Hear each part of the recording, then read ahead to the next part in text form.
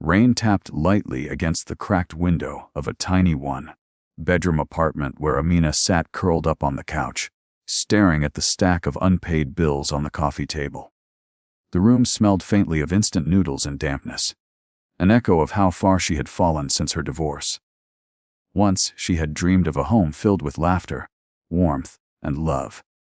Instead, she now fought just to keep the lights on. Life hadn't been kind to her.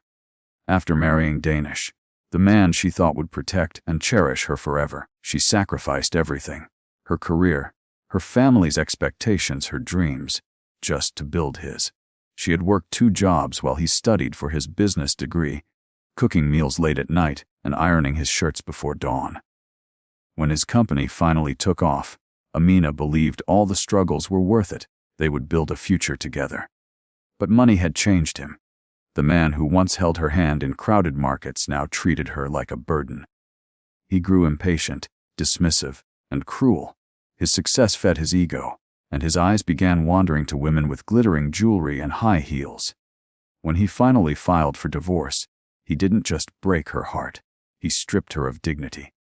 "You'll never be anything without me," he had said coldly the day he left, tossing a signed check on the table as though paying off a debt. "Take this and survive however you can. I've got no use for dead weight."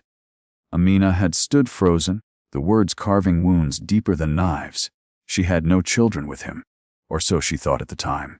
She had no stable job, no savings, just the suffocating silence of betrayal and a growing emptiness inside her. But fate had its own script. 2 weeks after the divorce, Amina discovered she was pregnant, not with 1 child, but 3. At first, she had laughed through her tears at the absurdity of it. How could she, who could barely feed herself, raise 3 children alone? But as the tiny heartbeats fluttered on the ultrasound screen, something shifted inside her. She placed her trembling hand on her belly and whispered, "You're all I have now, and I promise I will never abandon you." The months that followed were brutal. She battled exhaustion, financial ruin, and the cruelty of society that branded her a failed wife. Her landlord threatened eviction. Her health deteriorated. She fainted in grocery stores from hunger more than once. But she carried on, fueled by the invisible kicks inside her. When the triplets were finally born, 2 boys and a girl, Amina held them against her chest, tears streaming down her cheeks. She named them Zion, Rayan, and Mariam. They became her strength, her reason, her miracle. She worked nights sewing clothes for neighbors, days scrubbing floors in offices, and still somehow managed to cradle her children with a smile. Years passed. The children grew, bright-eyed and full of laughter. Though their clothes were hand-me-downs and their meals simple, they knew love.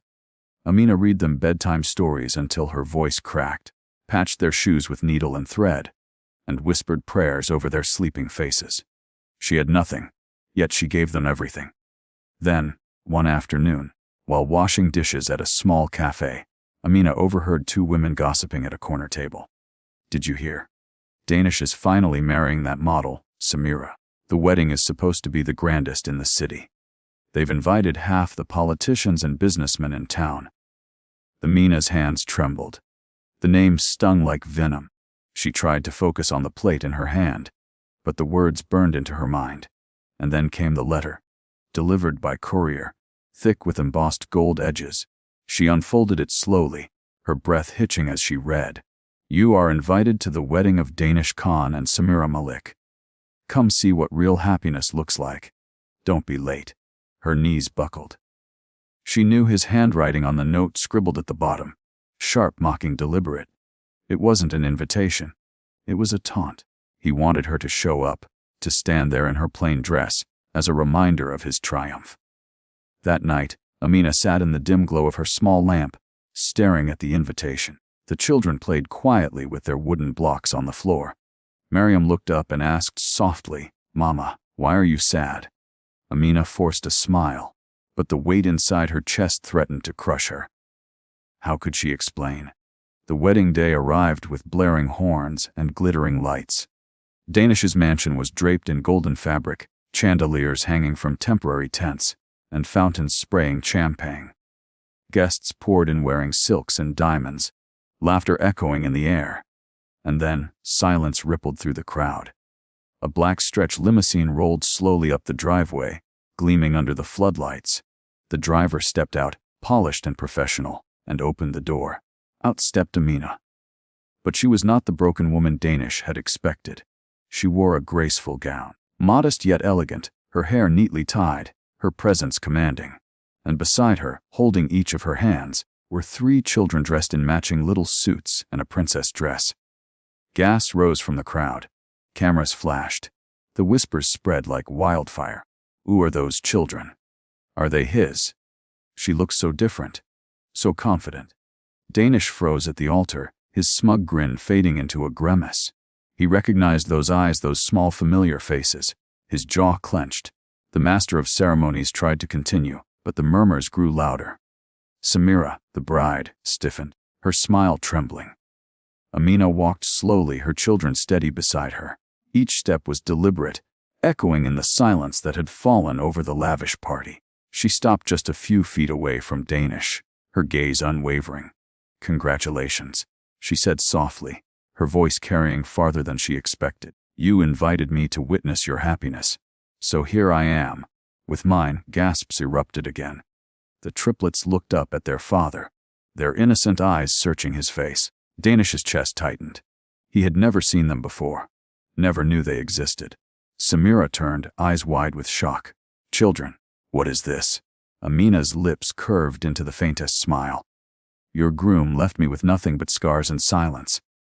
But God gave me these 3 miracles in return. He thought he broke me. Instead, he made me stronger." The crowd was silent, every guest frozen. Some looked at Danish with disgust, others with pity. A few shook their heads, whispering about arrogance and betrayal. Danish stammered. You tricked me. You kept them hidden." "No," Amina interrupted, her voice calm yet firm.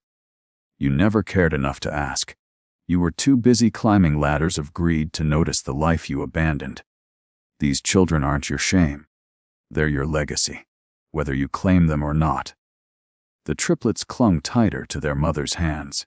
Little Miriam tilted her head and whispered loudly enough for the microphones to catch. "Mama, why is everyone staring?" The innocence pierced through the tension like sunlight breaking clouds. Guests wiped their eyes. Even Samira's expression softened for a moment, before hardening again in anger. Danish's empire of pride crumbled in that instant. The grandeur of the wedding, the gold and glitter, all of it felt hollow compared to the quiet strength of the woman before him. Amina didn't wait for his response. She turned gracefully, her children walking proudly beside her. The limousine door opened once more, and as they stepped inside, applause erupted, not for the groom, not for the bride, but for her. The driver closed the door, and the car glided away, leaving behind stunned silence. Inside the limo, Miriam leaned against her mother's arm. "Mama, are you happy?" Amina kissed her forehead, tears shining in her eyes. "Yes, my love, because happiness is not found in palaces or parties. It's right here, with you." That night, as fireworks exploded over Danish's mansion, trying to mask the tension and scandal, Amina tucked her children into bed with a peaceful heart. For the first time in years, she felt free. And though the world had tried to break her, she had walked through the fire with dignity. Her story wasn't one of revenge, but of resilience. And to everyone watching, it carried a message. Never measure your worth by the hands that fail to hold you. Your strength, your love, your miracles, they are enough. Because true happiness doesn't need an audience. It just needs a heart that refuses to give up.